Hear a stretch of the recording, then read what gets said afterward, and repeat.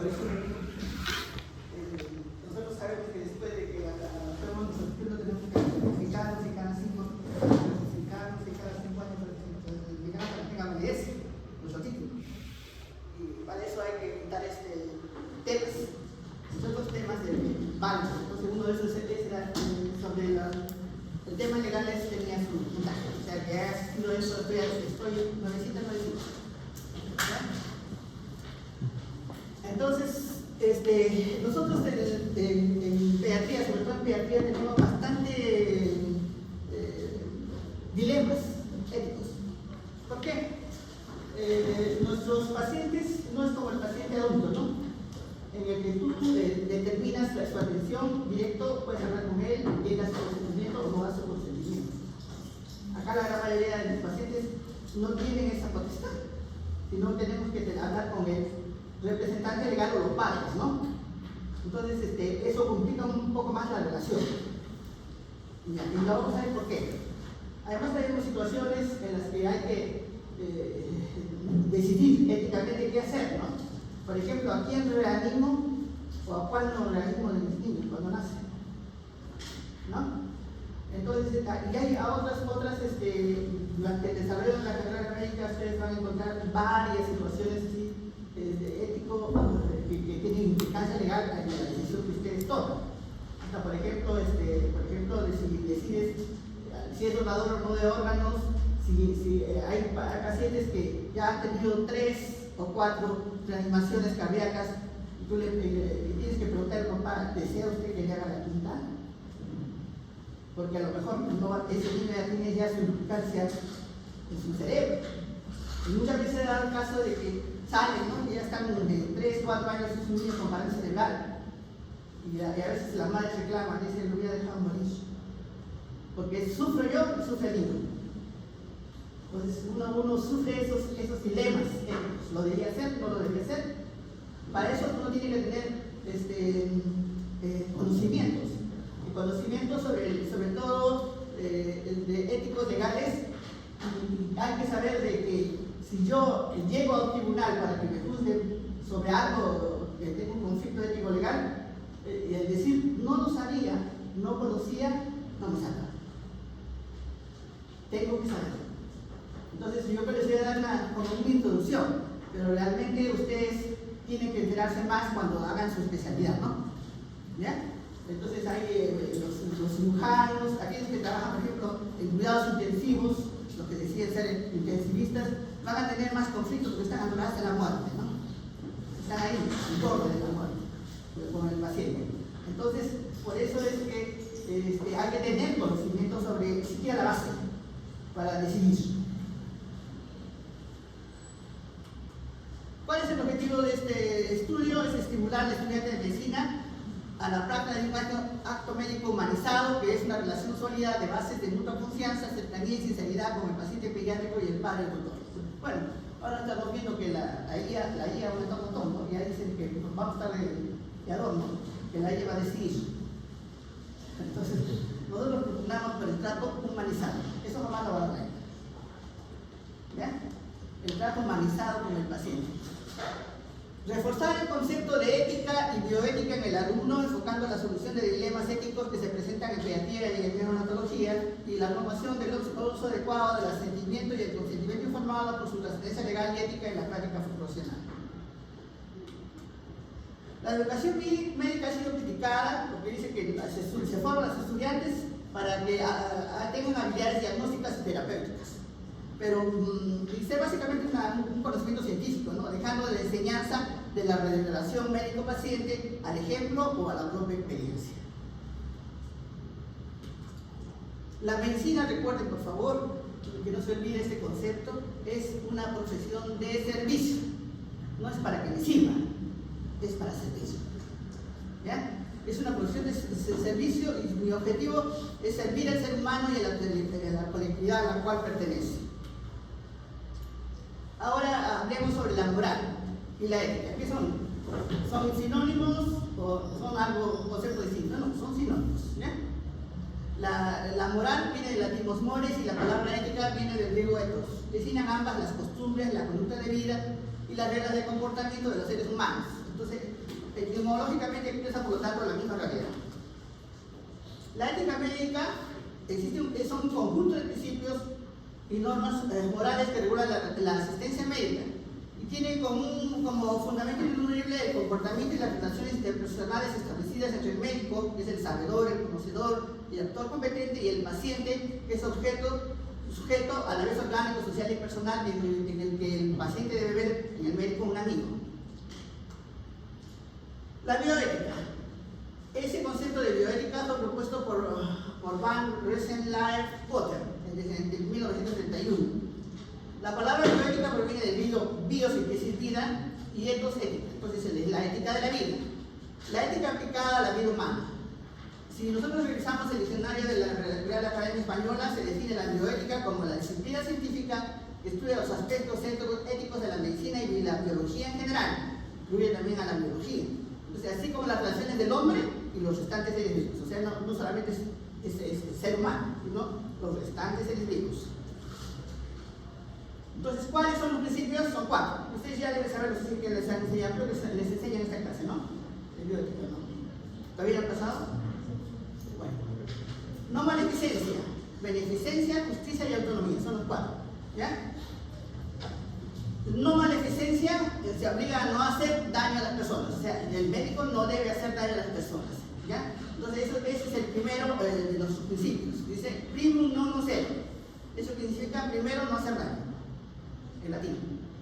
Beneficencia, exige hacer el bien más bien, ¿no? A todas las personas, procurándoles el mayor beneficio y limitando los riesgos o prejuicios de la intervención sanitaria, respetando también sus criterios de bien y representándola. La justicia, entonces nos obliga a tratar a todos por igual y no discriminar bajo ningún concepto, asegurándoles la igualdad de oportunidades a nivel sanitario. Y la autonomía, todas las personas adultas son capaces de tomar decisiones respecto a la aceptación o rechazo de todo aquello respecto a lo que se relaciona a su salud. Entonces, como ven, con el tiempo estos principios de la bioética han tomado relevancia. La verdad que si eres médico, no creo que tengas no respetes el primero, que es no quiero hacer daño, no voy a hacer algo para hacerle daño. Yo siempre trato de hacer el bien. Adelante. Entonces, la beneficencia exige hacer el bien a todas las personas, procurándoles el mayor beneficio, limitando los riesgos y perjuicios de la intervención sanitaria, respetando los criterios de bien y respetándola. A veces hay colegas que no la respetan, porque creen que la beneficencia es beneficencia para mí, ¿ya? No para el paciente, ¿ya? Y justicia, eso que creo, ¿no? A ver, todos tenemos la misma oportunidad de llegar a salud. Servicio de salud. ¿Todos tienen? A ver, pregúntale a algún convencido si se va a atender al seguro. Él no, él tiene su clínica, ¿no? Y de las mejores. ¿Ya? Entonces, no hay justicia, realmente no hay justicia. Y lo mismo sucede cuando ustedes vayan a un pueblito lejano, de allá de la selva, y vean ustedes que para llegar a una posta tienen que pasar por el río, la canoa, la piragua, kilómetros y kilómetros, y recién llegan al centro de salud. Entonces, es igual que por ejemplo, Tanga, que tenemos un centro de salud cada vecina, sana ciudad, ¿no? ¿Ya? Entonces, autonomía. Eso sí, muchos, con eso del internet, muchos han estudiado esa autonomía y muchos vienen a ejercer su autonomía. Entonces, decido, yo no quiero esto, pues. Sobre todo los pacientes adultos, entonces ellos deciden, o los padres, ¿no? Por ejemplo, no quiero que lo vacunen. Está ejerciendo la autonomía de su niño. ¿Ya? Entonces a veces hay una autonomía también con un concepto no adecuado de las personas, ¿no? Porque realmente si mi decisión va a ser que determine un mal para otras personas, yo no lo voy a aceptar. Porque siempre hay que tener en cuenta que la autonomía está muy después del bien social, el bien de todos. ¿Ya? Entonces eso, cuando yo tengo que decidir, yo prefiero el bien de todos, pero lo escribo. ¿Ya? Yo he decidido esto por esto. ¿Ya? Entonces vamos a ver hay situaciones en el ejercicio de la atención pediátrica, ¿no? Por ejemplo, tenemos diferencias de criterios entre padres separados. Se ve muy frecuente, hay padres separados. Entonces, la atención, en cuanto a la atención sanitaria, las pruebas diagnósticas o tratamiento de sus hijos. Y ustedes van a ver que muchas veces llegan a emergencia y llega un chiquito con meningitis. Entonces, señora, hay que hospitalizarlo. Inmediatamente se le explica todo, hay que ponerle su vía, es una infección grave, que es su cerebro. No, espero que llegue el padre. Y lo van a resolver. Entonces, ahí, y el papá se ha separado, pues no tiene que venir el papá para que me diga así. Entonces, aquí tenemos estas situaciones, sí las vamos a ver. Entonces, ¿qué decidimos en ese caso? ¿Cuál es lo importante? El paciente, ¿no? Así se chille la señora yo lo interno, porque también es el bien social. Si es una meningitis meningocócica, me va a contagiar a todo el mundo, hasta los mismos que nosotros estamos atendiendo. Entonces, tengo que hacer tratamiento. Yo sé que el tratamiento de 24 horas o un antibiótico la negativiza la meningitis. Entonces, yo sé, entonces yo voy a decidir. Y pongo por qué el interno y por qué estoy rompiendo lo que dice la señora, ¿no? Porque ella dice, hay una autonomía, yo quiero que nos internen. Pero yo estoy rompiéndola por esta razón. Consultas de adolescentes que soliciten que se respete su derecho a la intimidad, confidencialidad y no se informe a sus padres. ¿Existe eso? Sí, sí existe. Entonces, en el desarrollo vamos a ver, ¿tienen razón o no tienen razón los adolescentes?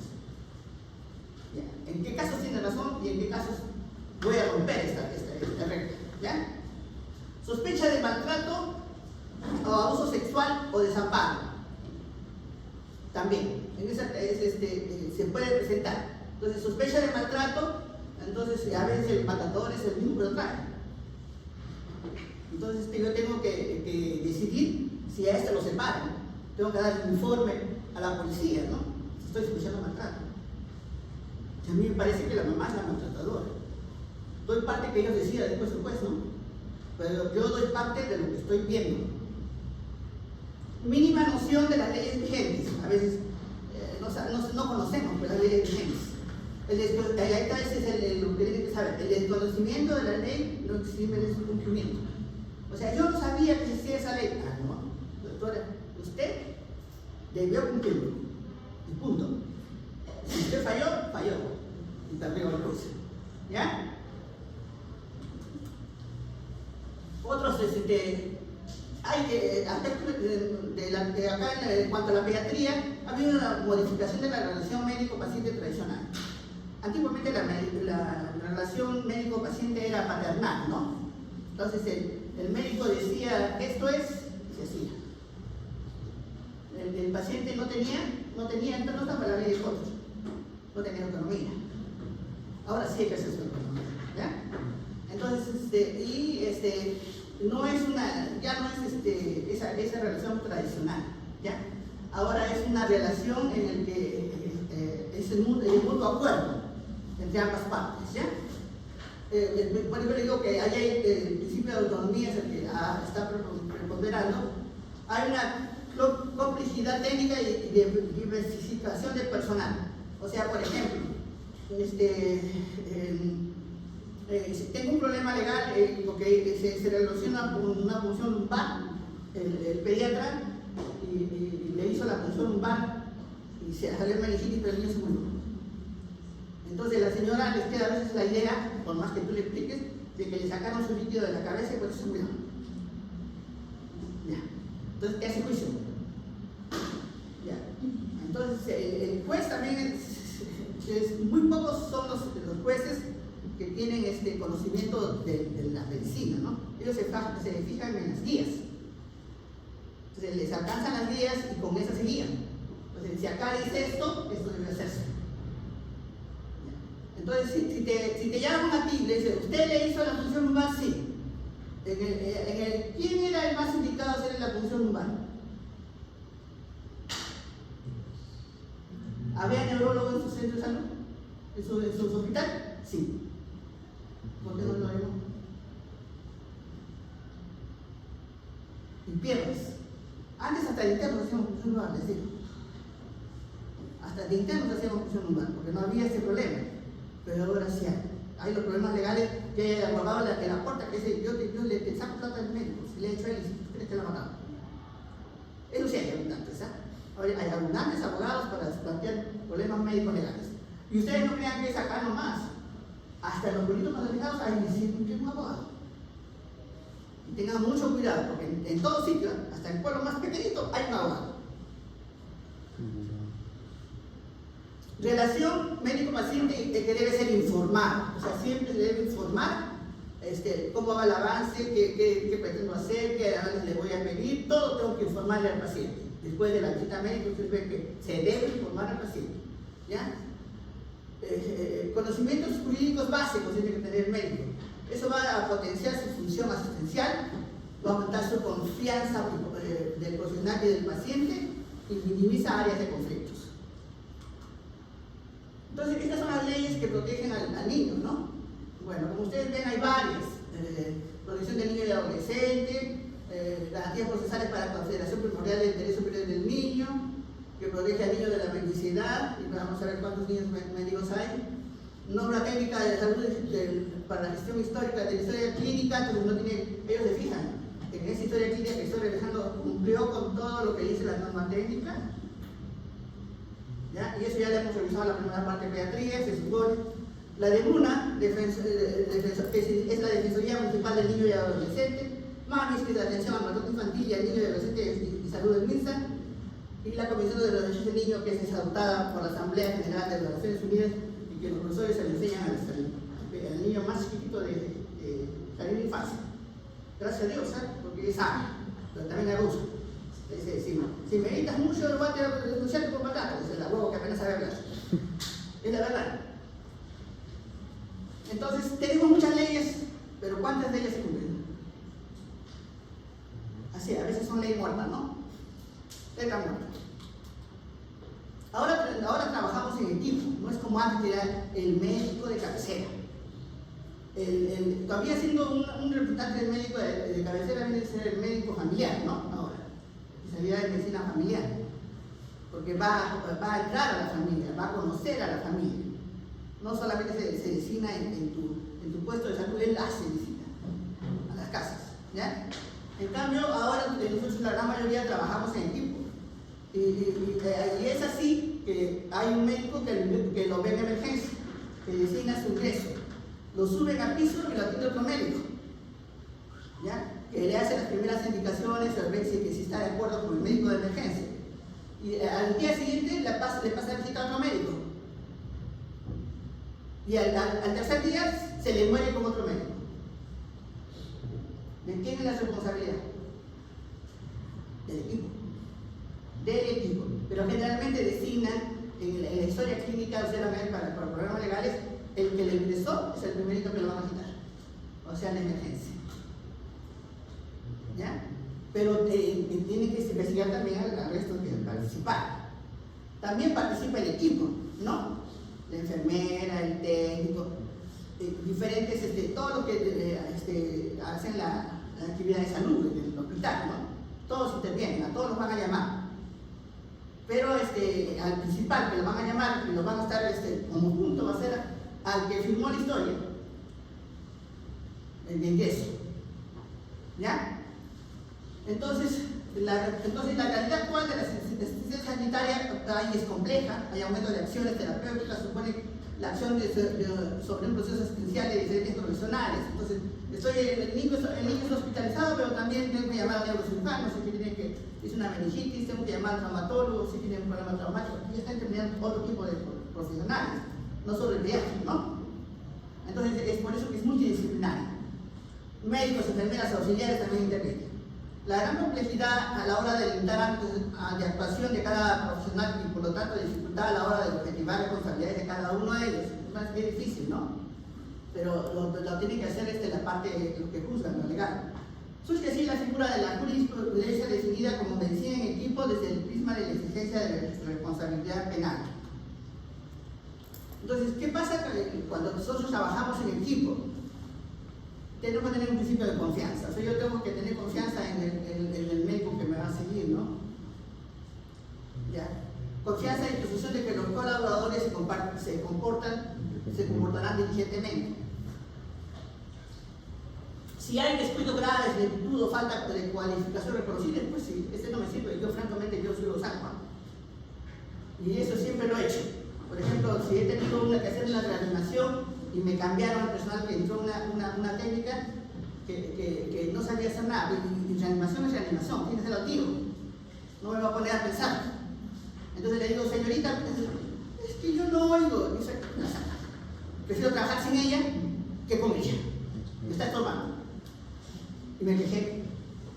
¿Cómo van a poner un personal en ese puesto que no sepa reanimación cuando ese es un trabajo que va a tener que hacerlo? Primero que la capaciten, ¿no es cierto? Para que entre ahí. Entonces yo pongo tuve que eliminar a tal persona de la sala de operaciones porque no colaboraba con el tema, porque no sabía y decirme la sopa. Ya está, ella dijo que era sopa. Aconsejo que la capaciten. Y libro de responsabilidades. Porque si ese chico se me muere, ¿a quién le van a echar la culpa? ¿Ustedes creen que el técnico? ¿A quién quiere sacar el plata? Al médico. Ya, al médico. Entonces, principio de división de trabajo. Inherente a la complejidad de la asistencia sanitaria, división de tareas entre profesionales. Eso por eso siempre se hace. Cuando trabajamos en equipo, la enfermera se encarga de una cosa, el técnico se encarga del otro, y eso tiene que saber su necesidad para ir a trabajar en una reanimación. Si se practica, se hace pruebas en vacío. ¿Ya? Entonces, eso sí tenemos que hacerlo. Hay nuevas fuentes de peligro. Cualificación de los profesionales sanitarios, hay fallas de comunicación entre ellos, a veces no hay una buena comunicación, hay deficiencia de coordinación del propio equipo. Entonces eso no va a hacer fallar como equipo, ¿no? Este principio se suscribe a su vez el quinto principio en división de trabajo en sentido horizontal. Entonces el trabajo tiene que ser dividido en sentido horizontal, o sea, trata de limitar las responsabilidades entre los iguales desde un punto de porcentaje. Por ejemplo, de pediatras, esa es la división horizontal, ¿no? ¿Ya? Pero también hay una división de jerarquía de arriba hacia abajo, ¿ya? O sea, el médico, la enfermera, el técnico tienen diferente responsabilidad. ¿Y quién dirige el grupo? El médico, tiene mayor responsabilidad, ¿ya? Entonces, por eso que eso tiene que quedar bien claro. Entonces, ¿a quién le van a dar mayor responsabilidad? Al médico. Y para el juez va a decir, ¿quién tenía mayor responsabilidad? El médico. Si falló algo, ¿qué pasó con el médico? ¿Por qué no supo dirigir su equipo? ¿Ya? En definitiva, el pediatra tendrá la responsabilidad penal, personal por sus actos propios. Lo van a juzgar por lo que él hizo. Pero también, en ciertas circunstancias, puede responder penalmente por actos ajenos. Miren que no se salvan, ¿ya? De otro pediatra, de otra enfermera, cuando es fehaciente sabedor que hechos profesionales son imprudentes. Él sabía que son imprudentes, ¿ya? Y ponen en peligro la salud y los derechos fundamentales de la vida y la integridad física. Esto le voy a explicar con un ejemplo. Un médico hace mucho tiempo estaba en emergencia e indicó para que suba una cesárea a una paciente, le indicó que le pongan su enema evacuante. ¿Ya? Estaban todas las indicaciones perfectas y él está esperando ya pues, en sala de operaciones. Pero resulta que la técnica se equivocó y le puso formol en vez del enema. Entonces, ¿qué hizo? La quemó todo por dentro, pues es como que la formol es un cadáver, ¿no? La formolizamos para momificarla. Encima de que la quemó todo por dentro, ya no podía ser madre, ¿no? Entonces, una tremenda demanda. ¿Quién falló? El técnico. ¿Pero por qué al médico lo llevaron? Porque era el jefe del servicio. Él era, desgraciadamente, era el jefe del servicio. Y dijo, ¿cómo tienes ese tipo de personal? Y tuvo que pagar por otros el plato. ¿Ya? Entonces tengan mucho cuidado cuando sean jefes, no es tan fácil. No es tan fácil la jefatura pesa. Siguiente. Ahora vamos a hablar sobre la información clínica. Entonces, la información clínica, nos ocuparemos de la historia clínica. accesos, a quién le da un permiso para que la pueda revisar y usos. ¿Quién permite que se revise la historia clínica? Hay que hablar también sobre la intimidad de la historia clínica y a la confidencialidad de los datos de la historia clínica. Entonces vamos a ir viendo casi uno por uno. Ahora vamos sobre el acceso. Por ejemplo, solicitud de la historia clínica del menor. Los padres, ¿sabes? ¿No? Solicitan, sobre todo los adolescentes. Quieren saber si ha consultado por temas de drogas, ¿ya? O por relaciones sexuales de riesgo. O padre tiene la patria potestad, pero no la custodia. Pero que dice sospechar que el otro progenitor, o sea, el padrastro, la mamá, le atiende mal. Entonces a veces solo lo hacen por no pagar la mensualidad. Que tiene que pagar, ¿no? Si se separa. Entonces, él quiere demostrar que lo atiende mal o para demostrar que él sí la atiende bien. Miren eso. Entonces, es otro problema. La normativa relativa de los datos sanitarios y el acceso al mismo, hay que conocerlo. O nos obliga a ser restrictivos en general en la entrega de datos. No podemos entregar a todo el mundo datos. ¿Ya? A los que se reconoce el nivel de protección y proclaman el derecho del menor a la intimidad de sus datos sanitarios. O sea, estos datos deben ser de interés sobre los derechos del paciente, o sea, en este caso del adolescente, si fue adolescente. Se prima el interés superior del menor sobre otro interés legítimo. Tenemos muchos problemas de esto, porque hay padres separados y a veces va a visitarle el padrastro y quiere que le dé información. ¿De bueno, no? Ahorita vamos a ver que ustedes me hagan la respuesta. ¿Ya? Si viene la mamá y dice, quisiera saber cómo le han hecho la historia clínica del adolescente, ¿estará tomando drogas? Habían dicho que está saliendo con chicas malas. Usted sabe, porque está en la historia del hijo. Él habla con usted. Pero también vamos a responderla ahorita. Con solicitud de historia clínica del menor, contra ese principio de reserva del secreto, un interés legítimo del padre. Si el padre dice no, si es que es el padre legítimo, dice yo quiero saber porque si es verdad que está dando malos pasos, está en drogas, porque yo tengo la patria potestad y yo necesito saber. Dice el papá, no. Como dice el Código Civil, para lo cual es imprescindible contar con dice yo necesito tener información de la salud de mi menor hijo. Entonces, ¿cuándo no entrego ninguna información? Si el padre solicitante se ha visto privado de la patria potestad. Si el padre son separados, pero la patria potestad la perdió el papá. Entonces, no se le da ningún tipo de información. La información va para el que tiene la patria potestad, el que tiene que ser la madre. ¿Ya? Y esto también tiene que, si el adolescente te permite. Te tienes que conversar con el adolescente y si es algo grave, sí tú les puedes pedir, debes decirle a tus padres. Pero tú no directo no puedes decirle. A menos que sea, por ejemplo, una enfermedad, que les digo, es portador de COVID y me va a contagiar a toda la familia. ¿No? Sí. Entonces ahí sí yo les digo, sí, prima el interés de la sociedad. Entonces ahí sí rompo mi secreto. ¿Ven? Entonces, son dilemas que uno se enfrenta. La historia no se entregará entonces al padre solicitante que haya sido privado de la patria potestad. Si ves el interés de que hay un permiso para el menor, si va a ser un uso prohibido de todos los datos que le vas a dar.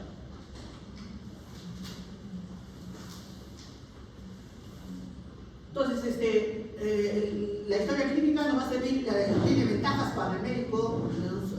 Cuando el médico no solo está obligado a cumplir con todos sus deberes, sino también a demostrar que así lo hizo. Entonces, ¿cuál es el beneficio de que así lo hizo? La historia clínica. Pero tiene que estar escrito.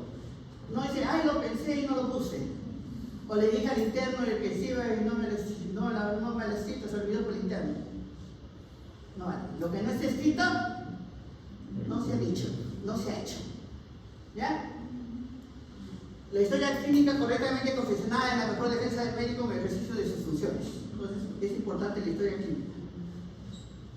Entonces, ¿cuáles son las ventajas y desventajas de una historia clínica para poder defenderse mejor mejor en un juicio por mala praxis. Ventajas.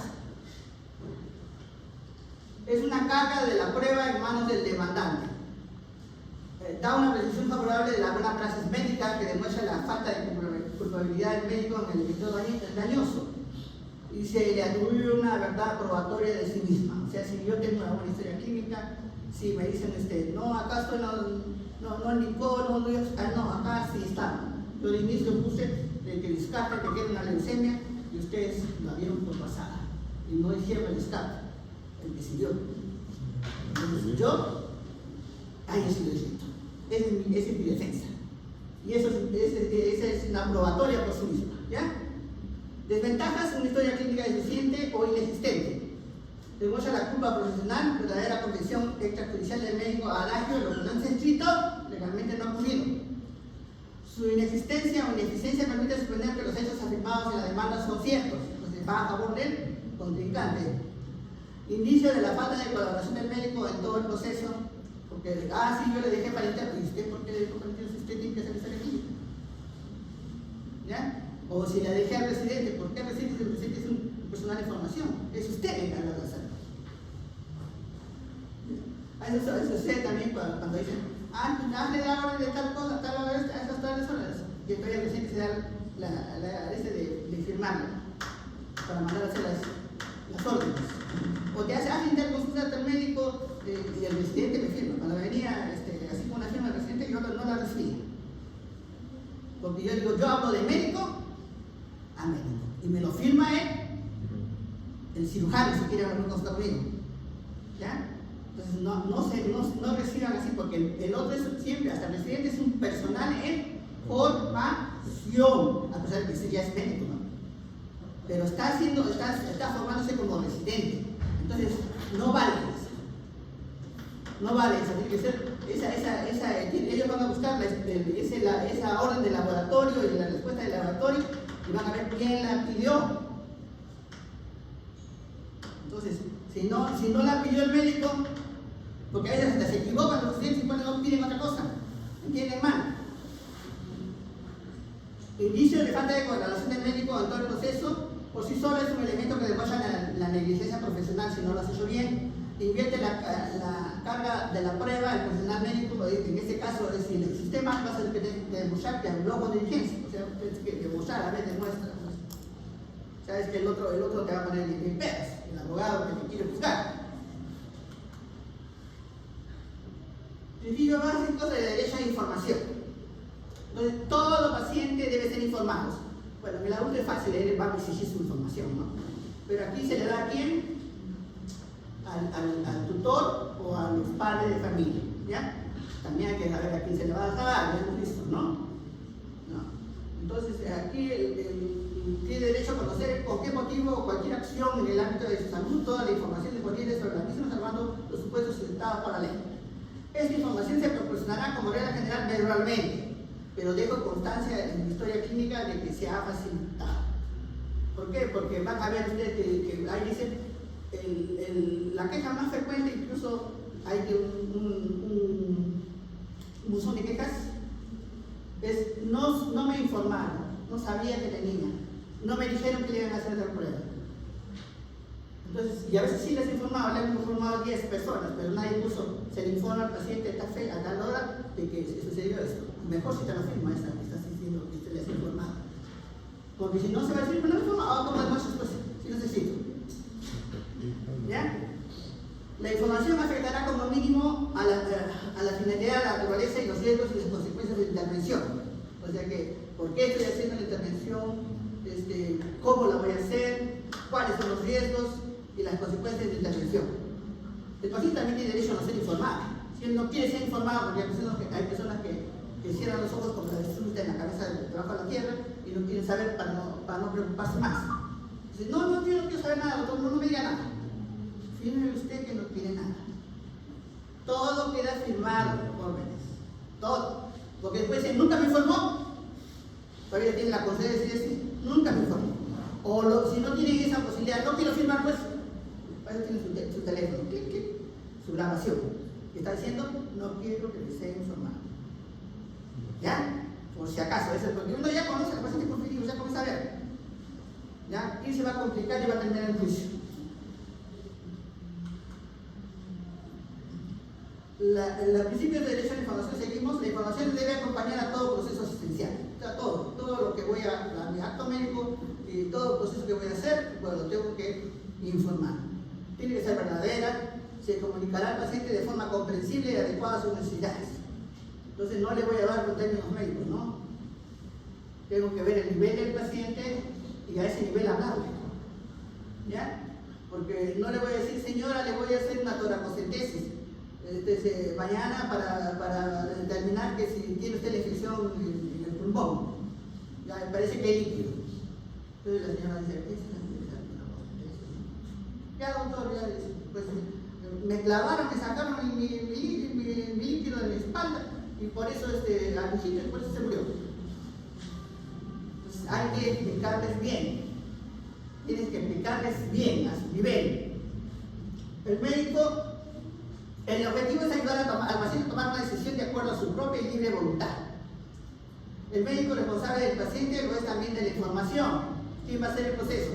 La toracocentesis la va a hacer el cirujano pediatra, entonces él es el que tiene que informarle bien cómo lo va a hacer, ¿ya? Pero si ¿cómo se llama? Viene, tú eres el pediatra y viene la señora y te pregunta, yo no lo he entendido al doctor, no sé qué cosa le va a hacer, pero dice que le va a hacer toracocentesis. Entonces, tú puedes volver a explicar, pero la mejor información te la puede dar el cirujano, el pediatra, que es el que te la va a hacer. Yo no te lo voy a hacer porque yo no soy especialista, ¿ya? Cuando un proceso asistencial requiere varias pruebas o intervenciones u otros actos médicos de riesgo, el profesional que interviene para realizar el procedimiento es el responsable de la información. Entonces, ¿quién va a hacer el proceso? Ese es el que tiene que informar. Es el responsable de la información del proceso, ¿ya? Entonces, ¿cuáles son las características de la información? La regla general será verbal, generalmente es verbal la información, pero debe constar la finalidad y la naturaleza de cada intervención y sus riesgos y sus consecuencias.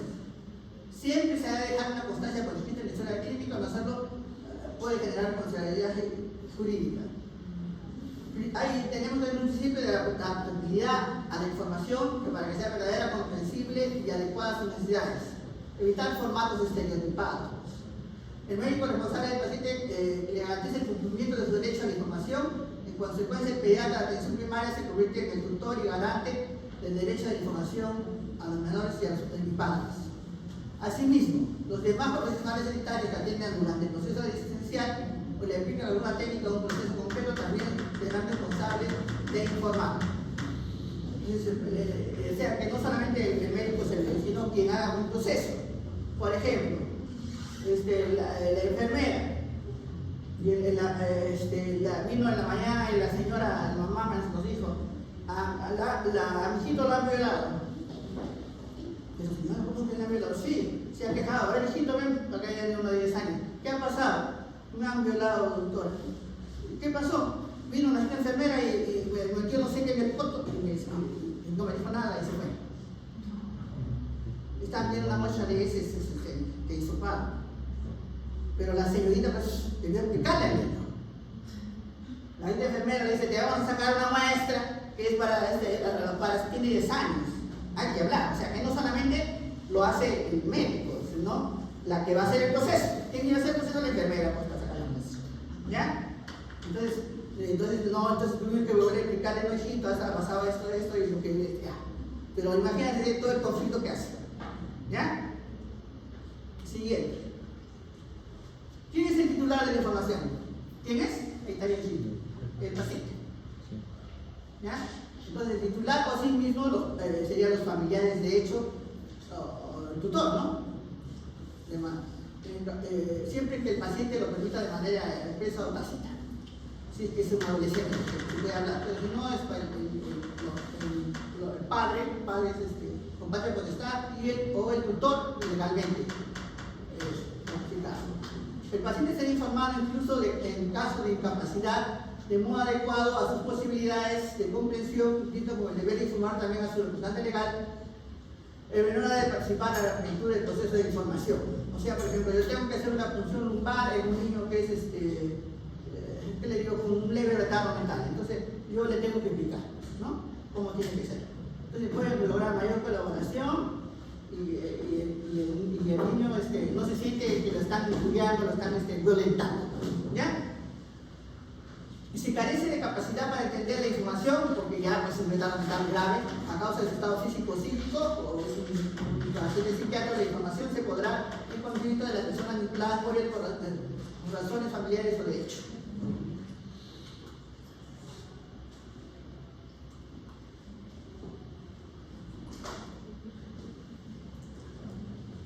Entonces hay limitaciones de estas reglas, ¿no? O sea, cuando me las salto, pues, puedo liberarme de esta obligación.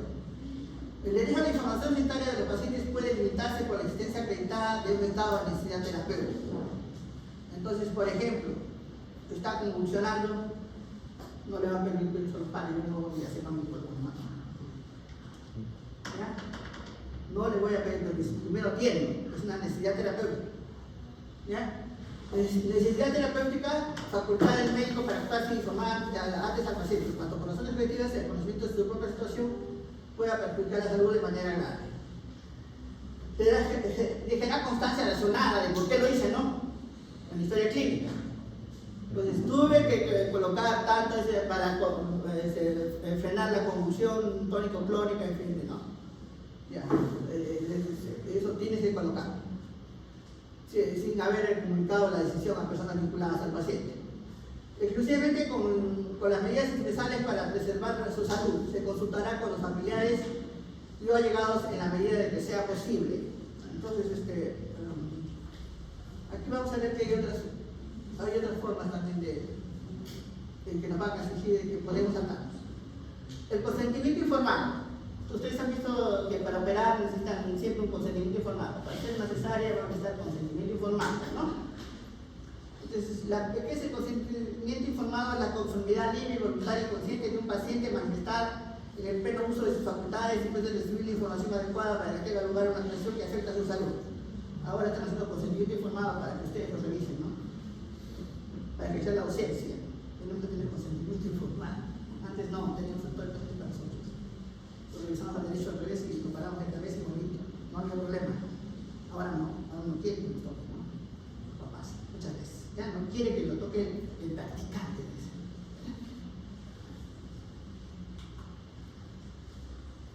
Entonces, ¿cuáles son los elementos claves del procedimiento informal? Tiene que haber una información completa. El paciente recibe una información clara, concisa y comprensible sobre el diagnóstico, el tratamiento que vamos a propuesto, los riesgos, los beneficios, las alternativas, o sea, qué otras opciones tiene, y consecuencias de no recibir el tratamiento. Voluntariedad. La decisión del paciente debe ser tomada sin coerción, presión o influencia indebida. Capacidad. El paciente debe tener la capacidad mental para comprender la información y tomar una decisión. Documentación. El consentimiento informado debe ser un documento por escrito, incluyendo la firma del paciente y la del profesional de salud para dejar constancia del proceso. Este es el caso de la firma del paciente, si es que es, por ejemplo, un paciente adulto, ¿no? Pero en los niños la firma del padre o tutor, ¿ya? Que da el consentimiento informado. Tipos de consentimiento informado. Escrito, el que son, que es para procedimientos invasivos. Un documento firmado. Verbal, si es un procedimiento menor. Entonces, pero lo registro en la historia clínica. Implícito, acciones rutinarias, deducción de la conducta. Por ejemplo, implícito, os voy a hacer ¿cómo se llama? Esofagoscopía. Entonces, ¿qué voy a hacer? El especialista va a tener que al niño sedar, ¿cierto? Entonces no voy a pedir el permiso también para colocarle el diazolano. Eso ya es implícito. Va con el proceso, ¿ya? Es un formato de consentimiento informado que debe exhibir el documento legalmente es en primer lugar el paciente o su representante legal, que da su consentimiento para un procedimiento o tratamiento después de haber recibido toda la información necesaria que comienza los siguientes pasos, de los anteriores pasos. En segundo lugar, debe exhibir el profesional de salud y debe registrar la información proporcionada al paciente y su comprensión de la misma. Cada procedimiento tiene su propio tipo de consentimiento informado. No es que existe un consentimiento informado matriz y de ahí voy a aplicarlo para cualquier cosa. No, porque los procedimientos que voy a hacer son distintos, ¿no? No es lo mismo un consentimiento informado para una cesárea que un consentimiento informado para hacer, ¿qué les digo? Una relación de apéndice, ¿no? Una apendicitis. Entonces, una apendicectomía. Entonces, o por ejemplo, yo tengo acá el ejemplo de un examen ocular profundo, ¿no? Ahí todos son diferentes. Cada cual explica qué le va a hacer, cómo es el procedimiento, cómo le va a hacer, cuáles son los riesgos que corre el procedimiento, cuáles son los beneficios, y si él no quiere eso, puede existir otra posibilidad de hacer otra cosa, sí. Entonces, si es que hay, si tuviera ese coloca, ¿ya? Todo eso tiene que ser distinto para cada caso, ¿no? El consentimiento debe ser lúcido, libre y lúcido, que exige, lo que exige a los médicos un esfuerzo de hacerse entender. Eso es algo difícil, ¿no? Pero hay que necesitar tiempo, adecuándose a cada paciente, y para ello debemos usar un lenguaje coloquial evitando los términos técnicos. Generalmente las unidades científicas facilitan ese tipo de documentos específicos para cada procedimiento, lo que puede evitar errores, ¿ya? Estos documentos deben estar en continuo proceso de actualización y recomendar utilizar índices de legibilidad para analizar el texto. Ahora vamos a ver ciertos conceptos. Capacidad o competencia. Entonces, hay el adulto, generalmente la gran mayoría tiene capacidad, ¿no? Y competencia. La capacidad de una persona para comprender una situación concreta a la que se enfrenta, las alternativas posibles y las consecuencias predecibles de cada uno. Casi todos tienen, ¿no? Pero hay algunos que también tienen incapacidad. Cualquier persona mayor de edad, en principio madura, que por razones especiales no se encuentra en condiciones de emitir un consentimiento válido. ¿Ya? Entonces, por ejemplo, un psiquiátrico, ¿no? Entonces, con demencia senil no puede. Entonces ella ya tiene incapacidad. Inmadurez se refiere a los menores de edad sin suficiente capacidad de juicio para entender los pros y los contras de la intervención del profesional. Entonces, por eso que en el caso de inmadurez que encima son los padres y tutores del consentimiento informado. Si existe una discrepancia de criterio entre los padres para el consentimiento informado, hijos de padres separados, es un alma arrojadiza buscando un trato a favor del juez que ahora hay que hacer los custodias y pensiones compensatorias y de alimentos. A veces hay justo discrepancia entre los padres, ¿no? Entonces, ¿qué va a hacer el médico? Buscar el beneficio o el mínimo perjuicio para el menor. Cuando los padres son bien avenidos, excepto para un tema puntual como las vacunaciones de los hijos, por ejemplo. Entonces, a veces en esto de las vacunas, entonces el papá es un antivacuna, la mamá no. Entonces, ahí podemos hacer esto que dice, vamos a ver el interés del menor. Si la urgencia no permite mayor demora, entonces ya estamos en una pandemia de COVID. Entonces yo no voy a estar esperando, pues, ¿no? Tenemos ya la pandemia que están todos como estuvimos, ¿no? Recluidos, entonces, ¿qué hago? Conforme a la ley Harting, buscando el interés menor, aún en contra de la opinión de uno de los padres, lo vacuno. Ya está, se acabó. Y tengo que poner mi justificación. Lo vacuno porque estamos en época de pandemia y no. Si puede esperarse, por ejemplo, en un caso de vacuna, es una vacuna para la viruela, no, la varicela, la viruela ya no existe. Entonces, puede esperar, ¿ya? Entonces, si no llegan los padres a un acuerdo, lo pongo en manos del juez, el juez decide, ¿ya? Si se vacuna o no se vacuna. El juez el menor. El Código Civil dice, el juez después de oír a ambos, y si el hijo tuviera suficiente juicio, si el hijo tiene todavía, puede ser un niño de 14, pero con madurez, un niño maduro, entonces le puedo pedir su opinión. A lo mejor el niño tiene su propia opinión, ¿no? Si fuera, en todo caso, si fuera mayor de 12, se atribuiría o se utilizaría el recurso a la facultad de decidir al padre o a la madre. Entonces, no, yo apoyo a mi mamá, yo sí me vacuno. Ya está. Decidió el hijo. ¿Ya? Existen todas esas posibilidades. Para las decisiones de escasa relevancia bastará con el consentimiento de uno de ellos, el cuerpo de civil, respecto del tercero de buena fe se presumirá que uno de los progenitores actúa en el ejercicio ordinario de la patria potestad con consentimiento del otro. Bueno, cuando no es algo muy relevante. Aquí llamamos menor maduro. Entonces, digamos, si el niño es un adolescente y le vamos a pedir su opinión del consentimiento informado, ¿no? Dije yo, pero tiene que ser un menor maduro. ¿Ya?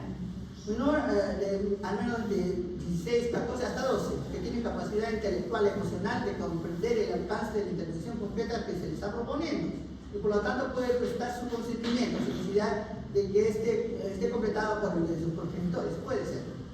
Como si el caso de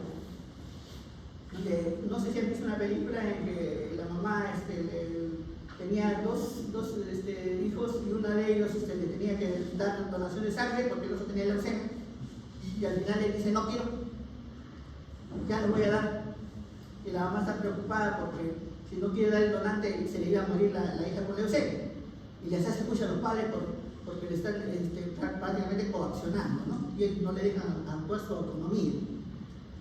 Ustedes han visto esa película, es bonita, ¿ya? Entonces ahí el niño uno lo califica como un niño menor maduro y en realidad él tenía sus razones, busca a su abogado, ¿no? Y el abogado lo apoya y al final se vio que quien le había pedido el favor de que Guillermo le dé sangre era la hermana de César. Y ya no quería seguir prolongar su agonía. ¿Ya? Entonces decidieron darle la razón, ¿no? Ya, el límite inferior de 12 años por debajo del cual no cabría reconocer la madurez de un menor, o sea, el límite inferior. Si tiene menos de 12 años no vamos a pensar que es un niño maduro, ¿no? ¿Ya? El menor maduro lo será para una intervención completa, no para la salud general, o sea, para este caso, porque estamos juzgando de las vacunas, entonces, solo para este caso yo juzgo que el niño sí es un niño menor maduro, y decido, según lo que salga, a favor del niño o en contra, según como salga el juicio, ¿no? Pero eso no quiere decir que va a decidir para todo lo demás de su salud, solo para las vacunas, se dice, ¿ya? No existen unas escalas fáciles de utilizar para ver si es un menor maduro, es una escala móvil. La capacidad para la toma de decisiones es cambiante y depende del tipo de decisiones que hay que tomar. La DRAN es la que utiliza en Argentina. El profesional deberá valorar la capacidad para entender las consecuencias de aceptar la intervención propuesta, valorará la capacidad de entender las consecuencias de rechazarla y su repercusión emocional. Y después de la valoración no queda claro, si no queda claro, el médico se enfrentará a intervenir hasta no contar con el servicio paterno. Si no está claro que es un niño maduro, no interviene. Sin embargo, en caso de actuación de grave riesgo de un criterio del facultativo, los padres serán informados y su opinión será tenida en cuenta para la toma de una decisión correspondiente. El incapaz, ¿quién es el considerado? Es el incapacitado legalmente que a juicio del médico no sea capaz de tomar decisiones, prestará el consentimiento informado a quien, sus representantes legales o las personas vinculadas a él por razones familiares de derecho. La ley dice: la prestación del consentimiento por representación será adecuada a las circunstancias y proporcionada a las necesidades siempre en favor del paciente y con respecto a su dignidad personal. El paciente participará en la medida de lo posible en la toma de decisiones a lo largo del proceso sanitario, en lo que pueda, pero a lo mejor no están incapaces del todo, ¿no? Pero participa en lo que pueda. Pero si es totalmente incapaz, ya no participa en nada.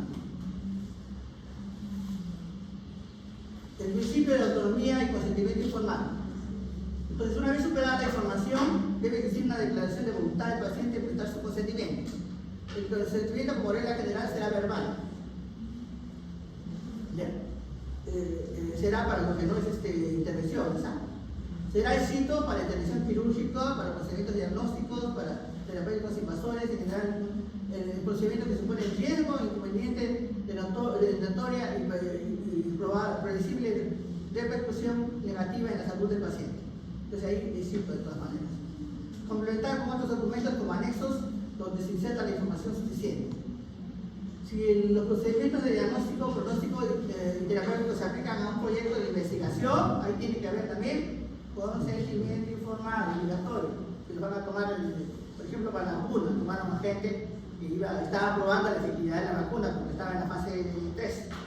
Entonces ellos tienen que pedirle su consentimiento informado. ¿Ya? Dice, en secuencia en relación con el derecho fundamental de la información es información más consentimiento informado. Nunca va a ser al revés, ¿no? Lo voy a firmar y después le informo. No. Tiene que ser primero información y después consentimiento informado. Límites. El renuncia o rechazo del paciente a recibir información y estar en el consentimiento informado, en ese supuesto se debe respetar la voluntad del paciente. Él no quiere firmar, no quiere ser informado, los límites son claros. Entonces, yo voy a quizás a valorar si que la salud del paciente exija un conocimiento por parte de este. Entonces, sí o sí, yo le informo. ¿Bien? Así no quiere. ¿Por qué? Porque porque hay la salud, con un grave riesgo. El padecimiento que él tiene puede afectar a terceros, entonces el interés de la salud de terceros también le informa. El interés de la colectividad, me va a propagar la plaga porque es un sarampión y me va a contagiar, con un niño, 16 niños se contagian, también informa. Por exigencias terapéuticas del caso, entonces a veces de todas maneras se necesita eso si no se fallece, entonces también informa. ¿Ya? Le informo lo que va a pasar, ¿no? Las consecuencias si no se hace el procedimiento que le estamos sugiriendo. La renuncia a recibir información ha de constar documentalmente en la historia clínica y siempre el consentimiento informado va a ser firmado. De ser firmado no existe previa información, pero sí era comprobar el explícito de la situación de la intervención. Entonces siempre nos va a tener que firmar el consentimiento, pero en la parte que dice no consiente. ¿Ya? Supuestas de intervenciones clínicas indispensables a favor de la salud del paciente sin necesidad de contar con un previo consentimiento. Entonces ya está, otra vez, cuando existe un riesgo de salud pública a causa de las normas sanitarias establecidas por la ley. Entonces ahí también los saltos, los informados. Cuando existe un riesgo inmediato grave para la integridad física o psíquica del enfermo y no es posible conseguir su autorización consultando cuando las circunstancias lo permitan a sus familiares o a las personas vinculadas al hecho. Pues si nos llega un accidentado con un TEC grave, hay que hacerle una intervención del neurocirujano, no hay ningún familiar, es un NN. Entonces yo no voy a esperar para que venga alguien a firmar el consentimiento informado abierto nomás. ¿Ya? A pesar que es una intervención grave. O cuando por intervención judicial, a veces el juez ordena. Y si el juez ordenó que se haga ese procedimiento, se hace. ¿Ya? Punto. Aunque no quiere el paciente. Ya. Ahora, derechos y deberes, esto para ver cómo es esto de la patria potestad, ¿ya? Según la custodia de sus hijos o no. Entonces, si el padre tiene, vamos a sacar custodia sin custodia. Cuando se ha separado puede tener custodia o le quitan la custodia, ¿no? ¿Ya? Entonces, tiene derecho con custodia al disfrute diario de sus hijos, a tomar decisiones que afectan a los niños del día a día y a administrar sus bienes y la pensión alimenticia. Y si le han quitado la custodia, tiene derecho a disfrutar del régimen de visitas acordado. La residencia le corresponde lunes, martes, miércoles, de la semana 3 días. Entonces, así informado de todas las incidencias importantes, entonces se le informa, bueno, hoy día mi hijo está malito, ¿no? Está hospitalizado, porque tiene una apendicitis, entonces el papá tiene que saberlo, aunque estén separados.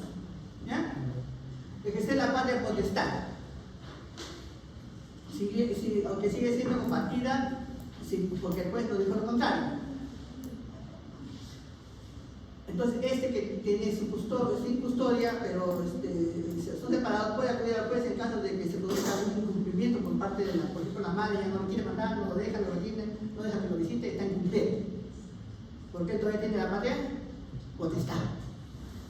¿Ya? Deberes. ¿Cuáles son los deberes de la custodia? Alimentarlos, educarlos, darles compañía y el cariño necesario, facilitar el cumplimiento del régimen de visitas, informar a los progenitores de las incidencias importantes que los tengan menor. Y cuando es el padre que está sin custodia, porque también puede ser al revés, a veces a las mujeres le quitan la custodia, si por ejemplo ha demostrado, por ejemplo, que la mamá está en el beneficio, entonces el papá se lo puede quitar, ¿no?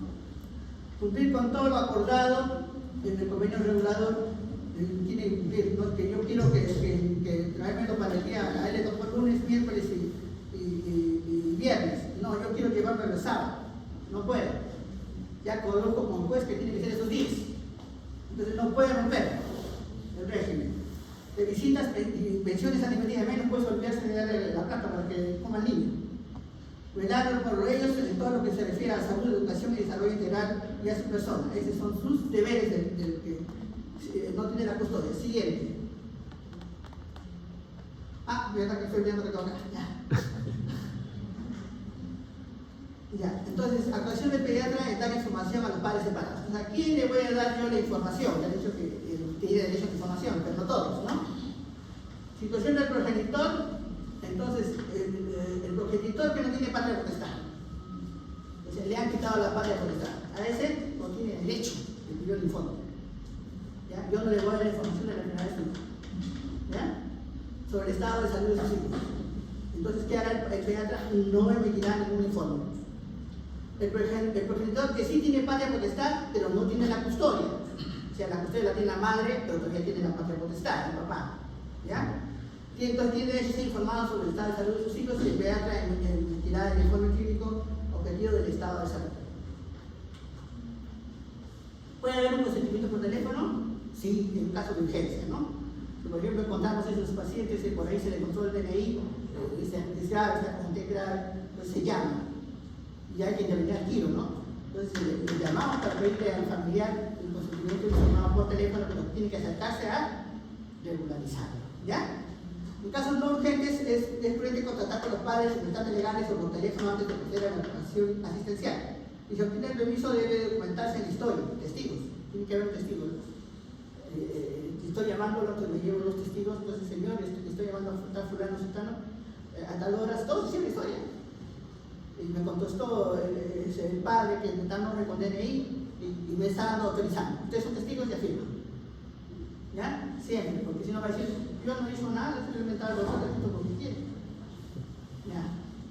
Si no se puede realizar el contacto y decide actuar, debe verificarse en la historia de los intentos. Entonces yo llamé y no me contestaron. Llamé otra vez y no me contestaron. Todos esos intentos los escribo. A tal hora llamé, no había respuesta. Por último, yo me callo. ¿Ya? Y justificas. ¿Ya? Sin consentimiento informado a veces. Consentimientos subrogados, cuando yo dije que ya estoy de acuerdo, firmé el consentimiento informado y después digo, no, ya no quiero. No, lo voy a quitar, ya no quiero que me hagan un procedimiento. Es el que toma familiares, cuidadores y monitores. Un documento por el que los padres delegan su capacidad de consentir en representación del menor. También hay el nombre de la persona y su relación con el niño. A veces también los papás no quieren hacerlo, quieren firmar, entonces lo delegan el abuelo. Entonces, la extensión de la autorización, tipo de actuación médica, periodo de tiempo que abarca, tiene que estar todo ese documento, que trae, están delegados, un documento oficial tiene que traer el abuelo. Debe estar firmado por ambas partes. Hay que verificar la autoridad y competencia de la persona subrogada en relación a las decisiones a tomar. Por ejemplo, padres adolescentes, entonces a veces el abuelo de entrada se comienza a aclarar y es el hijo de los padres adolescentes y no es el hijo del abuelo. Entonces a la hora que se le pone grave el chico, entonces no, que decida ella. Los padres tienen que dar autorización, pero con un documento legal. ¿Ya? Los padres adolescentes. ¿Ya? Negativa de la firma. Debe firmar la no autorización. Si se niega, debe firmarla con un testigo. Es recomendable comunicar el caso a la dirección del hospital, no se olvide. Debe informarse al paciente de los riesgos que supone esa negativa, pero igualmente dar la opción de otros tipos de asistencia o solicitar una segunda opinión. Actuaciones médicas impositivas, ya hemos visto algunas. Cuando el paciente no está capacitado para tomar decisiones, en cuyo caso el derecho corresponderá a sus familiares o allegados. Cuando la no intervención suponga un riesgo de salud pública, a causa de razones sanitarias, pues también yo no necesito mi consentimiento. Cuando exige riesgo inmediato grave para integridad física, que lo desarrolle ST, y cuando las circunstancias no permiten comunicar a los familiares. por privilegio terapéutico, por imperativo legal o orden judicial, entra nomás, sin necesidad de consentimiento. La Ley Orgánica de Protección Jurídica del Menor establece que la obligación de prestar atención inmediata de presente cualquier menor. Yo necesito una prestación inmediata porque necesito salvar la vida del niño, no voy a estar esperando por consentimiento informado. ¿Ya? O yo actúo, hago mi acto médico. Nos hablaban de autorización y consentimiento informado. Bueno, este es un aspecto de cómo lo ve un grupo, otro grupo lo ve de otra manera. Requisitos: la autorización, información del médico y luego observación del paciente para un tratamiento del procedimiento, firma solo del paciente. Eso era antes, ya casi no hacen, ahora más acerca del consentimiento informado, porque acá solo firma el paciente. En cambio, el paciente informado le hace lo mismo, informa solo, pero firma el paciente y el médico porque es un documento legal, es un contrato casi. El tipo de contacto, entonces la autorización es un poder, el paciente otorga el poder a su médico para que lo ayude con medios disponibles de su institución o salud. En cambio, el consentimiento informado es una erogación de servicio, un contrato entre el médico y el paciente por resultados. El sustento del tipo de contrato, en la autorización, el paciente confía tanto en su médico en calidad de consentimiento, así suelto. En cambio, el consentimiento informado hay cierto grado de confianza, ¿no? Ventajas: nuestra legislación establece pago por este tipo de contrato, fortalece la relación médico-paciente, que genera responsabilidad institucional. Solo, entonces, en el consentimiento informado solo va a ayudar acá, aquí para lo dice acá, es Spring Modaz, porque es quien gana como consentimiento informado son los abogados.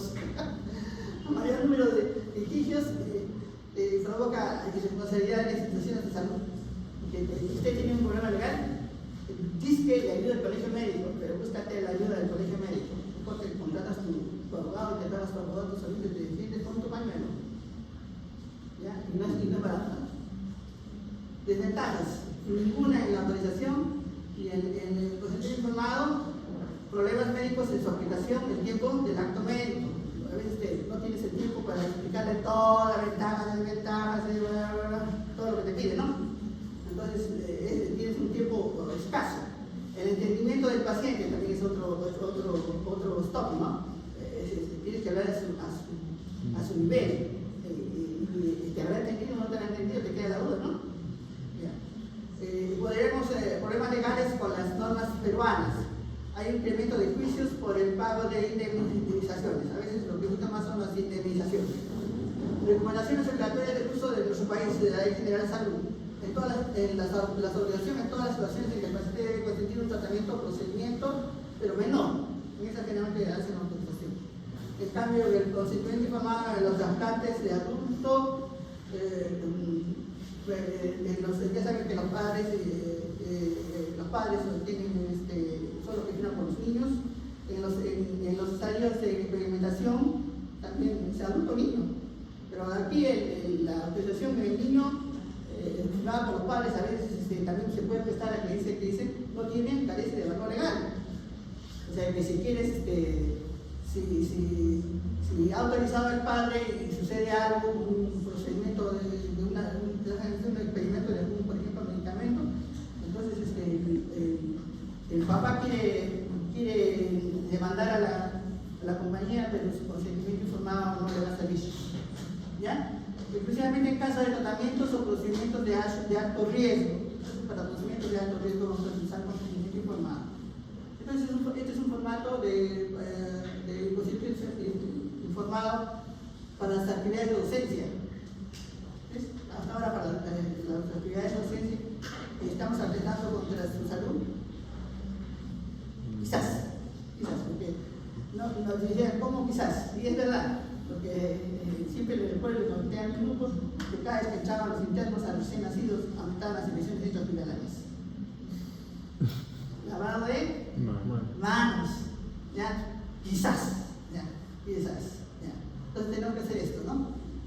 Entonces aquí ven ustedes, ahí está del paciente, del médico y la revocatoria o desautorización puede. Después decir no quiero, ya ahí también está ahí, y la del médico. La alta voluntaria, ahora es otro cuento, ¿no?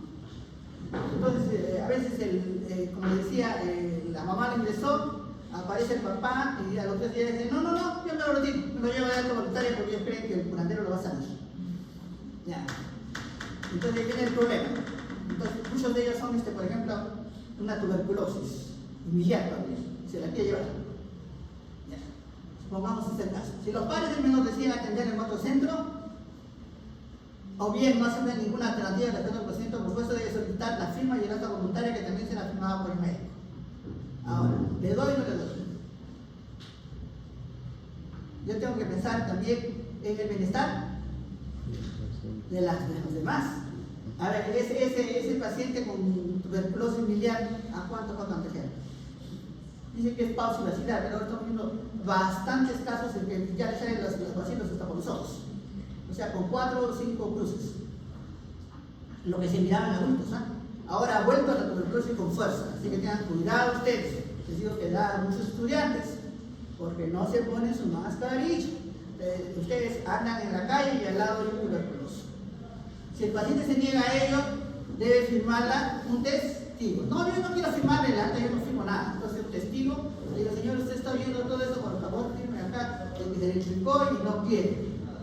Es recomendable comunicar el caso a la dirección del hospital. Bueno, si el caso fuera, por ejemplo, que va a haber hay interés social que no salga, yo no le doy alta. Comunico al juez del menor. Entonces tiene que venir el juez del menor. Primero viene el policía y él da el paso en parte y llama al juez del menor. Entonces no se va a ir hasta que el juez del menor determine si se va o no se va.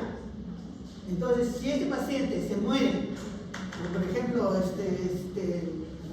varios de los vecinos también se afectan y se enferman, y después tienen que hacer el juicio mismo que acontece ese paciente enfermo, yo tengo 1000. Acá yo no los quise soltar. Quien lo soltó fue pues, y me salvé. ¿Ya? Pero si yo no hice eso, ahí no me quedo. Ya. Y eso que el juez no te diga, sí, ya puedo soltarlo, tiene no va de alta. Ah, ¿no? ¿Cómo se dice el juez que me está dando por teléfono? Yo no lo acepto por teléfono. Venga y siga acá la historia. Con acta, si no, no vale. No porque él dijo por teléfono, porque es lo mismo y no quiere venir. Ya. Posibles situaciones que influyen en la madurez menor. El adolescente de 12 y 16 años que acude solo a la consulta. Por ejemplo, si viene un adolescente de 12 a 16 años para atenderse en el consultorio de adolescente, se debe atender siempre, ya saben, ¿no? Los hemos hecho el grupo del adolescente, la historia del adolescente. Si se trata de una enfermedad física del niño adolescente, si es seria, la reproducción hay que insistir en que vuelva con sus padres. ¿Ya? Si el niño se encuentra mal en ese instante, hay que avisar a los padres. Si refiere estilo de vida, hábitos, hay que mantener el derecho a la intimidad y a la confidencialidad. De todas formas hay que tratar de convencer. Ustedes le dicen, pero hijito, no hay nadie como los padres que nos puedan entender y ayudar, porque esto de aquí, bueno, tiene que palabrearlo un montón, ¿no? Para convencernos de que su conducta no es la mejor. Entonces, de la importancia de que algunos temas, sus padres deben conocer los hechos por el apoyo que les puedan prestar, ¿no? Si hijo menor de edad y padres que no quieren someterse a un tratamiento de intervención médica, si la decisión no va en contra de la dura menor, no existe maleficencia, hay que respetar la decisión adoptada por ambos. Cada adulto de los tutores legales de las menores son los únicos responsables de elegir lo más beneficioso que tiene de beneficencia. Si va en contra de la salud del menor, por ejemplo acá puede ser quizás a la vacuna, entonces espero, pues, ahí puedo esperar, ¿no? La primera. Si va en contra de la salud menor, existe maleficencia. Pues ahí los papás, ahí existe maleficencia, quieren hacerle daño, está mal, pues. El niño va en contra de la salud menor. Si la actuación debe ser urgente, se puede actuar con un estado de necesidad. ¿Ya? Si la actuación no es urgente, podrá hacer conocimiento a la autoridad judicial. Otra vez, puede que los llame la atención y que los haga responsables. Si le sucede algo, el hospital no es responsable, y yo tampoco. ¿Ya? El juez, si determina, él será. Si los padres están separados pero comparten la madre potestad, entonces hemos visto casi. Si están de acuerdo, bastará como conocimiento de uno de ellos. Si no están de acuerdo, se pondrán ante el conocimiento de la autoridad judicial. Si corre peligro su vida, realizaremos los actos imprescindibles para proteger la salud y la vida del niño. Todas las circunstancias que puedan perjudicar al menor o que constituyan peligro de salud deben comunicarse a la Fiscalía del Menor. No se olviden, tenemos ese apoyo, la Fiscalía del Menor. Esto de acá es controversial también, ¿no? Algunos dirían que sobre todo los católicos, que estamos haciendo quizás muy sueltos en dar píldoras el día después. Si los habitantes menores de 13 años de edad, hay que entenderlo, ¿ya? Apreciar su desarrollo biológico y mental y proponer la presencia de los padres. En todo caso, poner el conocimiento del cuidado del guardia ya que su edad entre la tipificación de abusos sexuales. Si encuentro una niña de 11 años que viene a pedirme píldora del día siguiente, se pone que el Perú tiene el récord de la menor maternidad, 5 años. Menor edad de maternidad, o sea que. Entonces, si yo una de 11 años que dice que alguien está abusando de él, ¿por qué la niña quiere evitar un embarazo? Pues tengo que echar abuso sexual, ¿no? Entonces, ¿qué hago?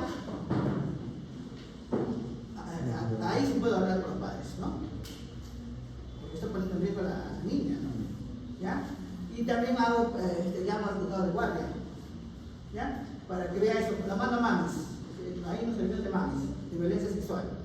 No la mando, sino la envío, la llevan a mamis, la dejan ahí, porque si yo la envío solita, a lo mejor no va, y se perdió el caso, ¿ya? Si la sociedad tiene más de 13 años, hay que hacer igual valoración, ¿ya? Y si se considera que es menor madura, se actuará como una menor de 13 años. Si se la considera competente, se anunciará la medicación cumpliendo un documento de consentimiento informado. Le consta que se ha informado brevemente de todo lo concerniente a la medicación de la conveniencia de usar otras medidas anticonceptivas, planificación de la vida sexual y aclaración de dudas, firmando al pie el escrito conjuntamente.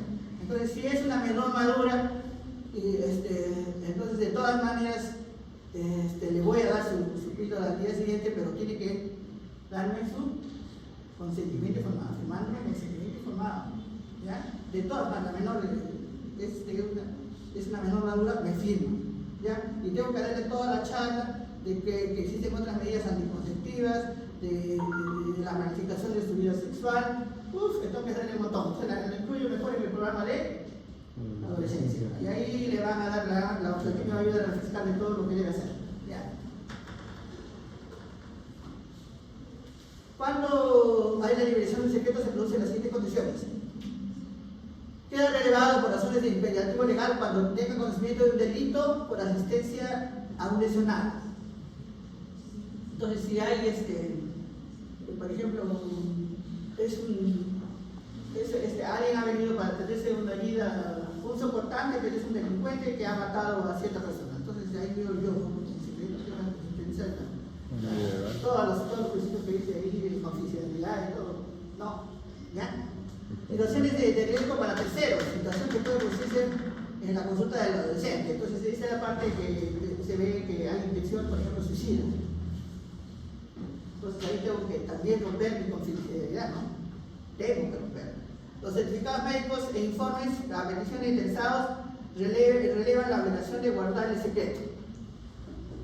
Si por ejemplo, me están pidiendo un descanso médico me están mintiendo, me dicen que le mientan para justificar algo que lo ha hecho mal, entonces ya yo no tengo confidencialidad, pierde la confidencialidad. También es aplicada la denuncia ante la sospecha de violencia, abuso sexual o abandono. Ya, ahí. Entonces ahí me libero el secreto. Denuncia de delitos es obligada a complementar una parte de lesiones. Declaración como testigo perito, declarando solo en lo concerniente al objeto del sumario. Declaración de enfermedades y efectos contagiosos, o sea, un efecto contagioso que tengo que declararlas. De hecho, si no voy a ocultarlas porque tengo confidencialidad, no tengo que declararlas que es una enfermedad de transmisión sexual, que si es un VIH-Sida también está, pero no puedo yo dar esa información a los padres. Ahora, pero está. Eso no pueden saber ustedes que el SIDA, ese es un gran problema, que no puedo informarle, y a veces ni a la pareja, ¿no? Ni a la pareja le puedo informar. Declaraciones como testigo o perito y declaración solo de la conocida al objeto del sumario. Entonces ahí también puedo romper mi secreto, ¿ya? Sí, voy a ir yo de perito. Yo, a veces me nombran perito. Declarando solo lo concerniente al objeto del sumario. No voy a declarar, estar juzgando por una cosa y yo sé algún pecadillo de un adolescente que no está dentro del sumario. Y voy a decir, no, también hizo eso. No, ahí estoy rompiendo mi confidencia. Solo puedo romperlo en lo que afecta al problema que están buscando, ¿ya? La confidencialidad de toda la información relacionada con su proceso y su estancia en instituciones y de forma indirecta en el derecho de la intimidad. La buena praxis se asocia con respeto a las informaciones y hechos que el paciente nos presenta durante el acto clínico. Ya saben que eso es confidencialidad, no puedo estar con algunas cosas sí, como ahorita se puede romper.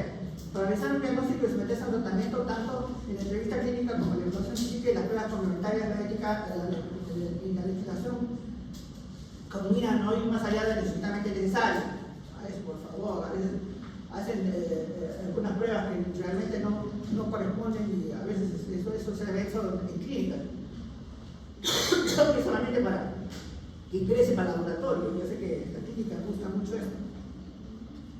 El respeto a la intimidad incluye también la publicación de obras científicas u otros medios de comunicación con fotografía. Por eso, cuando hago un estudio de un niño, le tapo los ositos con una banda negra, ¿no? Para conservar su anonimato, ¿ya? Los videos no puedo darle la carita del niño. En numerosas ocasiones, durante el desarrollo del proceso clínico, conoceremos datos confidenciales, familiares del propio paciente. Entonces, si me contó algo más de la familia, eso tampoco puedo yo estar explicándolo, eso queda para mí, ¿ya? No, eso no es parte de ¿cómo se llama? Que a veces cualquier variedad de perito me dice, es cierto que esta niña, que, no sé, que se ha cuidado con otra cosa, yo no puedo hablar de los pecadillos de la familia, ¿ya? Ahora, vamos con esto, ética de la reputación, ¿ya? Hay circunstancias en donde la no iniciación, o sea, yo no inicio la resultación, o la discontinuación, inicié la resultación y después la quito, puede ser apropiada. Pues los dos son iguales, ¿eh? Casi iguales. ¿Ya? No iniciación de la resultación. Entonces, ¿cuándo no debemos iniciar la resultación? En neonatos extremadamente prematuros, menos de 23 semanas o menor de 400 gramos. ¿Ya? Entonces, en eso no iniciamos la resultación. No se ha formado todavía bien el patrón alveolar de los pulmones. Entonces, ese niño no va a sobrevivir. Anomalías congénitas severas, anencefalia, trisomía 13 o la 18 confirmada. ¿Ya? Entonces, en esos casos, no resucita. Pero muchos niños con anencefalia nacen vivos. O sea, incluso no quieren resucitación, pero están vivos, tienen anencefalia. ¿Ya? El caso más largo, el tiempo de la doctora Rossi, fue uno que vivió 6 meses con anencefalia. ¿Ya? Y se fue a su casa y todo. ¿Cuándo interrumpo la resucitación? Si no hay retorno de la circulación espontánea después de 15 minutos de resucitación. Entonces estoy 15 minutos tratando de reanimarlo y no me responde la circulación. Entonces no hay circulación. Entonces ese chico suspende mi reanimación. La resucitación de un recientemente nacido después de 10 minutos de historia. Entonces ese chico tampoco nació con 0 de latidos y después de 10 minutos sigue 0 de latidos. Ya ahí no lo paro. ¿Ya?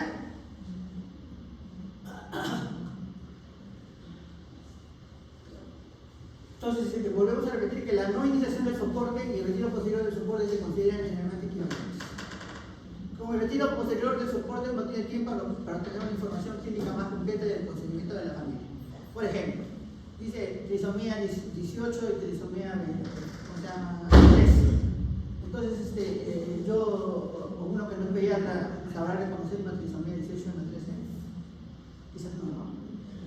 Todavía no sé, pues si el rato lo recibo, ¿no? Entonces, puede que lo reanime ya. Quizás ya está el chiquito más o menos reanimado, no del todo.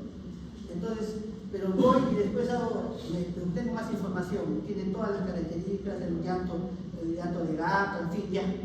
Entonces, yo veo el tiempo, cuánto va a sobrevivir, cuál es la esperanza de vida, tiene daño cerebral, todo me informa.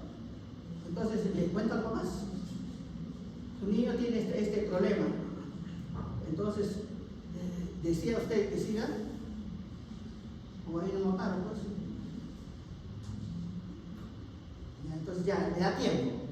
Entonces las dos cosas puedo hacerlas, ¿no? Ahora, los que ya tenemos experiencia ya conocemos, cuando vemos ya, este no, porque este es un calle echado, rápido, pero no todos son pediatras. Nomás ustedes que van a recibir chiquitos en la selva, en el Cerú, entonces ahí van a estar solitos, a veces ni a usted trae, a veces tiene que ser de partero o partera. Entonces, ¿qué les doy a los que ya los he dicho, no, pues ya ya no, señora? Entonces dicen, no quiero que no quiere seguir. Entonces le doy solamente medidas de socorro. Entonces no le voy a estar poniendo ventilación, una presión positiva, no le voy a estar poniendo antibióticos porque está infectado, le pongo corticoides, le pongo, eso ya no. Le pongo solamente medidas básicas de socorro.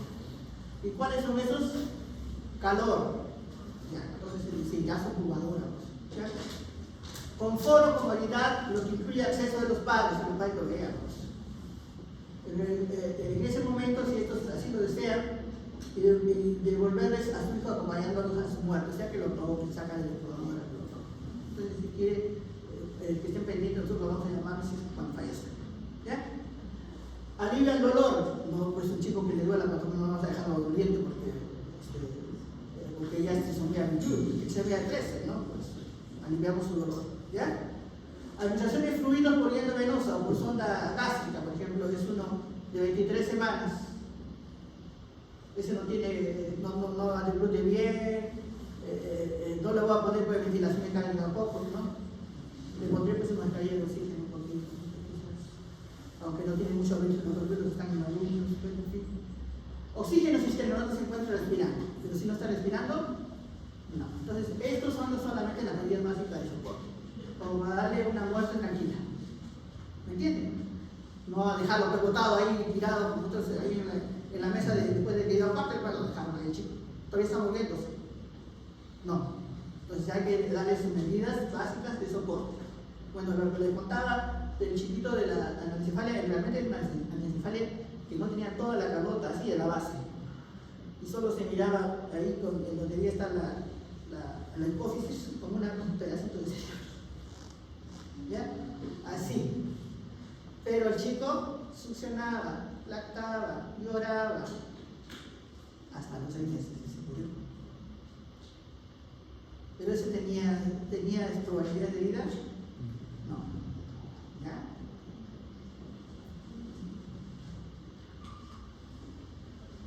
¿Cómo vamos a prevenir los conflictos médicos legales? Eso es lo que debemos actuar, ¿no? Para que no tengamos tantos problemas médicos legales después en nuestra actuación médica. Entonces, en principio es una buena relación médico-paciente. Eso sí tiene que haber, es indispensable. Sobre todo en los servicios de emergencia, donde se encuentran los pacientes más sensibles. Brindar información en forma más clara posible, velando por lo que aparece en la historia clínica, sea lo mismo que se le diga al paciente. Hay esas historias clínicas. A veces están pidiendo referencia a historia clínica porque el paciente tiene dificultad respiratoria grave y están sospechando que, les digo, una fibrosis quística, entonces que manda para el niño, y ustedes revisan la historia y dicen frecuencia respiratoria 60 por minuto, frecuencia cardíaca 100, temperatura normal, coloración rosada, estamos hablando chico. Entonces, esas son las historias que nos hacen. Y esas a veces las presentan para que lo reciban el niño. ¿Qué dirán? El niño. Pero es que la gracia es que a veces lo delegan a que lo hagan los internos. Y a veces lo van y lo firman nomás, sin leerlo. Sin leer qué ha escrito el interno. A veces ya es hombre y le pone mujer. Porque como ahí está la plantilla lista, en la computadora, entonces a veces se olviden de cambiarlo. Le ponen otro peso, le ponen otro sexo, le ponen todo normal. Entonces, por eso, por favor, hay que revisar bien la historia clínica. ¿Ya? Tratar al paciente como le gustaría ser tratado. Entonces, ser empático. Cuidar el contenido del consentimiento informado, por favor. No va a ser que me presté el consentimiento informado de otro sitio para que ese dato rápido me lo firmara y entró a las relaciones en un proceso quirúrgico, que no es el que está en el consentimiento informado. No ofrecer más de lo que médicamente sea posible. Nunca ofrecer más, por favor. Porque se presta a malas interpretaciones por parte del paciente y sus familiares. Puede derivar en denuncias, demandando quejas, si el resultado no es el que se espera. Entonces, háblenos en un idioma. Entonces, viene hoy día y le dice, no, si está mejor su niño, y en la noche muere. Entonces, ¿cómo si el doctorcito anterior me lo ha dicho y usted que se descuidó en la guardia nocturna y por eso se murió mi hijo? Y nunca estuvo bien el hijo. Entonces revisan la historia y las funciones vitales, todas a veces la enfermera tiene más como para con el niño. Entonces ella pone su informe también. Y entonces eso todo, si tú ofreces demasiado, entonces vas a creer que te digas el padre de familia que después no se va a cumplir. Entonces tienen que ser cautos.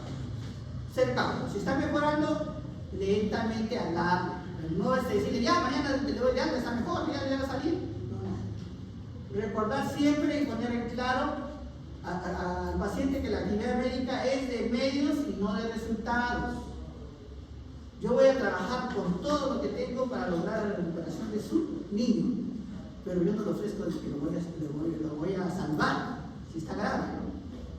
No todo solo depende de la meditación que le doy, no solo depende del tratamiento, del cuidado mío, sino también de los análisis que pueda tener yo a mi mano para llegar al diagnóstico, sino también depende de la agresividad del germen. ¿No? Si es un germen agresivo, intrahospitalario, por mucho que luche yo, a lo mejor me gano, ¿no? Si depende también de las defensas del niño. Entonces, no todos los niños van a responder igual a la misma dosis de medicamento que les estoy dando. Entonces eso tiene que hacer entender a los padres. Entonces, no le voy a decir, no, con esto va a sanar. No, mentira, nunca va a sanar. Yo voy a ver cómo responde al tratamiento. Entonces, es decir, emplear su habilidad profesional y conocimiento para tratar de recuperar al paciente, pero no garantizar un resultado específico. Bueno, me despido con esto, que dice, quien llega a la medicina con siguiente esperanza de beneficio personal y restricto es porque no ha comprendido o no le conviene comprender la sensibilidad de su misión. Ese es el médico de camiseta. Ahora será el médico de camiseta. Eso es todo, jóvenes. Por favor.